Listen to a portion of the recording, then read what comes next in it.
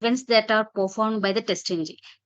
What do you mean by the events? What all the, if for example, if you're having some set of test cases and you're trying to execute those test cases, all of a sudden you have seen that one of the test case has been failed. See, if any test case is being failed, you need to have the screenshot or any other proof on where it has failed and how the further steps that we have to follow. So in that situations, in that kind of situations, we have always listeners with us. Listeners, what the listeners do is it will listens to the events that are being performed by the test engine. uh, See, for example, if you're having some set of test cases and some test cases passed, you need to get to know on which test cases passed and which test cases failed. And sometimes there might be some test cases that are being skipped. See, for example, if you're having some set of test cases and you're executing them while running the test cases, the system got stuck or other application has stopped somewhere, and there uh, some of the test cases will be skipped. For example, if you are executing 10 to 20 test cases and 15 test cases got executed successfully, and the remaining test cases didn't execute. Why? Because the system got hanged out, or I mean, the application has been stuck. At that point of time, it will not move for the login page or any other page, and there the 5 test cases will be skipped. So we need to have certain actions to be performed at that point of time, right? So at that in that situations, and on some test cases will be failed, but there will be some success percentage, and on how the execution has to be happened and what the action that we have to do at that point of time. So in order to have all these things in handy with us, we are having listeners. These listeners, it will if we wanted to alter the behavior of any test case, you mean altering in this, for example, if you are having a test case failed, so take a screenshot whenever a test case is failed. The listener will listens to the uh, listens to the events. I mean, if it is failed, we are giving the instructions. If the test case is being failed, so take a screenshot. And in this way, listeners will listens to the events, and it will perform the actions uh, based on the execution. See, for example, what all the we have some set of listeners with us, and I'm sharing my screen. Please let me know once it is visible. We are having many kind of listeners, but today we'll see about the eye test listeners. In eye test listeners, we are having some set of uh, methods. Those are on test start. One is the on test start.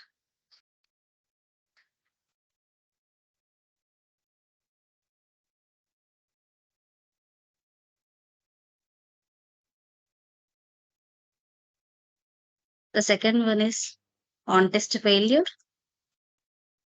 It's on test success or failure. Third one is on test failure.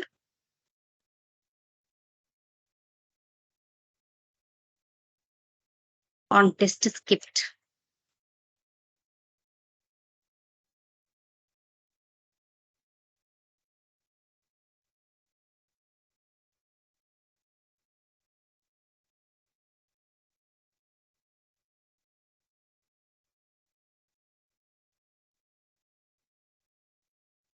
And on test start. On start. And on finish.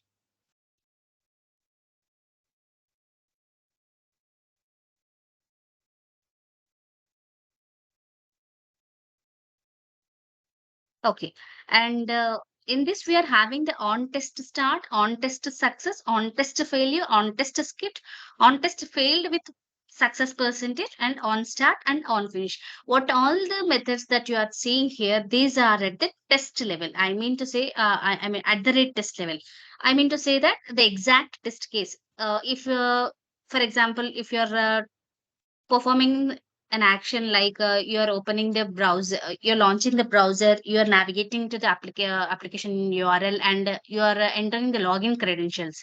You have entered the username correctly and you have entered the password incorrectly, and you are trying to logging in, and there it should say if it is a success flow, if we have passed the correct username and correct password, then and when we click on the login button, it will enter into the application and it will show us the home page.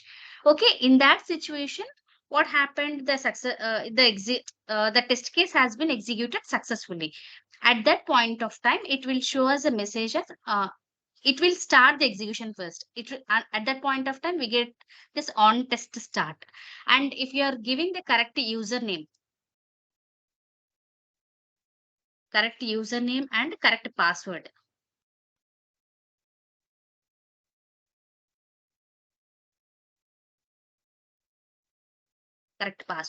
and you're clicking on the login button. Yeah. See what happens first. First, we are writing some of the test cases and you are starting the execution. And at that point of time, while starting the test case, especially while starting the test case, it will show us this on test start. And once after the same, I'm giving the correct username, correct password, and I'm trying to click on the login button. Then it is a happy flow. So it will pass the test case. I mean, the test case is being successfully executed. So at that point of time, we can use this on test success. And if you are giving the correct username and a wrong password, it is not the happy flow. It is, a in negative test case. I'm writing. See, I'm passing the correct username and wrong password, and I'm trying to click on the login button. At that point of time, what it will show us some error message like it is not the correct password. It will show us the error message. So, in order to capture that error message, we need to have some proof. Where that proof will show us on why the test case is being failed. So at that point of time, it will be handy for us to see on how why the test case is being failed. So for that situation, if you have a screenshot, then it will be of useful for us. So at that point of time, we go for this on test failure. Here we say that take a screenshot. We will instruct it. We will it will listen to all the instructions we give and it will perform the actions based on the instructions that we have given. See, for example, on test starter, once after starting the execution, I will give some of the string to be executed, like yeah, the execution has been started.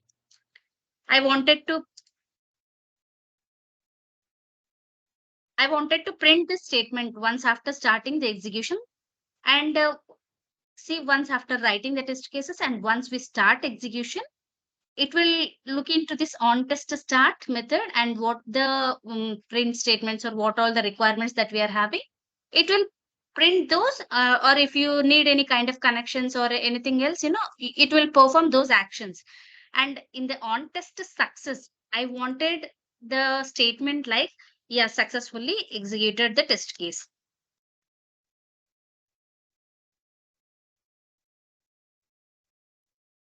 If I want this kind of statement to be printed once after executing the test case successfully, I'll pass on some statements over there.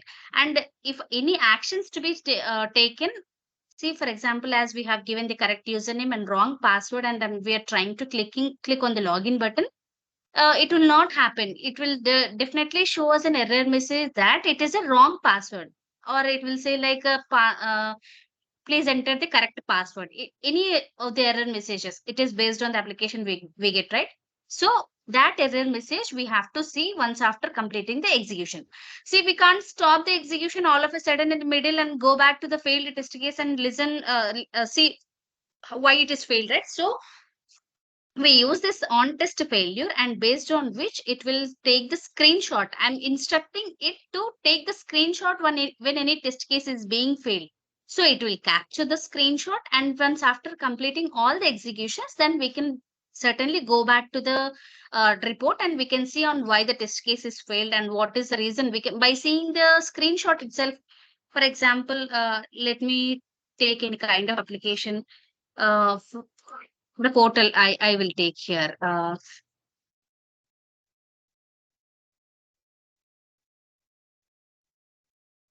Means we have to write the code here inside the ma'am on test failure ma'am for screenshot. uh, Screenshot. Okay. Yeah, we need to instruct it to. We need to write the code instructing it to take the screenshot. Okay. We have to Okay, give the here I path have an. also or any. No, no, no. We don't need to give any path. It will be taken care by this listeners, and while you're doing it in a framework level, it will be very handy for you. And whereas you no need to give any path, or if you give it as an on test failure in that specific method, then it will straight away capture the screenshot whenever any test case is being failed. See, please provide valid username.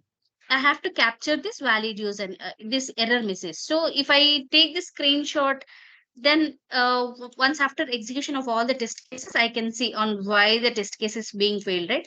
See, based on this, for the next execution, I will correct the username or password that I've passed in a that wrongly I have passed. I will correct them for the next cycle of the execution. It is not only the case of username or password, whatever the things. If for example, if you are executing through Selenium, if we you need to find out some of the elements, and whereas the XPath you have written for that element is not the correct one, so you can even that will be different part, I guess. Sorry, I totally deviated from here. See, it will based on the screenshots, you can see on where the at which point the execution is failed. See, for example, if you're trying to enter any kind of pin code or anything, see, you're entering the invalid pin code. So it will give some kind of error messages, right? So at that point of time, this on test failure will be useful. It is not only taking the screenshots, even sometimes we'll instruct it to record the video. Record the video. It will record the video, and once after our execution, we can even go back to the recording, and we can see on it by using the screenshot. We can have only one screen at which point of the execution has been failed. By using the record, we can get to know on the few steps back of that also. I mean, for example, whenever the execution is started, it will start recording, and it will stop whenever a test case is being failed. So at the all the previous screens also we can have a look over there. On test skipped, for example, as we have discussed previously, we have some set of test cases, and whereas one test case, it is taking much time. Previously we have discussed in this timeout also, right? So it will, because of which it the system has been stuck. I mean, the application was stuck. At that point of time, it will not move further for the other test cases. So in around 15 or 20 test cases, if it is stuck at the fifth test case, the remaining all test cases will be skipped instead of getting executed. So we will instruct it to do some of the actions to here also. So if any test case is skipped, then it will show us the message as test is skipped. I'm giving here as test is skipped. So it will show me this. If any actions that you wanted to see, sometimes what happens if it is for any kind of mobile applications and we were stuck in some screen. For example, I have logged into an application. I have selected some of the products, and whereas I was in intention to check the costing of that products. At that point of time, the see, for example, mobile application has got stuck. See, I don't want to waste my time, and I wanted to move ahead with the other test cases. Okay, one second. On test skipped. Okay, yeah. It is in a similar way. If any kind of test cases were being skipped, it will show us that these test cases were skipped. And we are having some other method called on test failure, but success percentage. So See, for example, even though the test case is being failed, we can have this success percentage, right? I mean, for it has been executed until this percentage. At that point of time, we can get use of this on test failed, but with success percentage. It is in this. It is in this way these methods were used. These all the on test start, on test success, on test failure, on test skipped, on test failed with success percentage. All these methods were in test level, at the rate test level. I mean the exact test case level. On start, on start and on finish, these will be at the class level. What I mean to say is, for example, if you are having one class and you are having all the methods, 10 methods, and while execution on test on start, this will be executed first, and then it will come to the on test start, on test success, on test failure, on test skipped, on test failed with success percentage, and then once after finishing the entire execution, it will go for the on finish.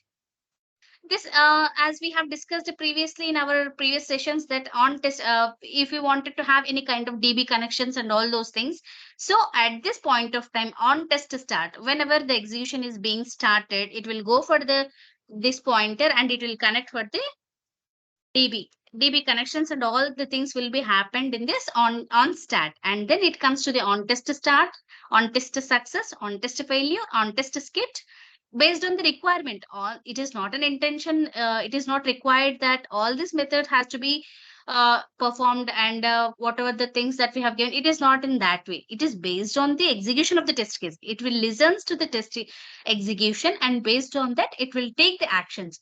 I mean, for example, if any test case is being successfully passed, then it will show us this method, this message.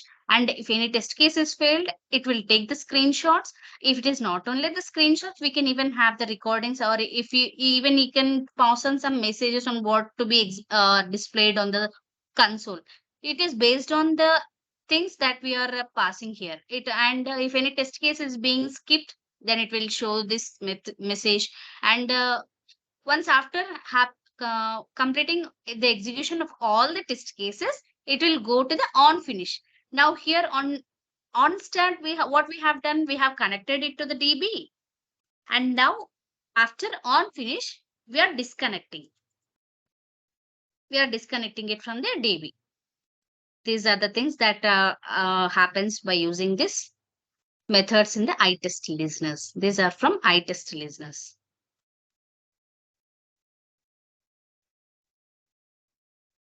Is it clear, team? On test start, on test success, on test failure, on test skipped, on test failed, but with success percentage. All these methods will be at the rate test level, and on start and on finish will be at the class level.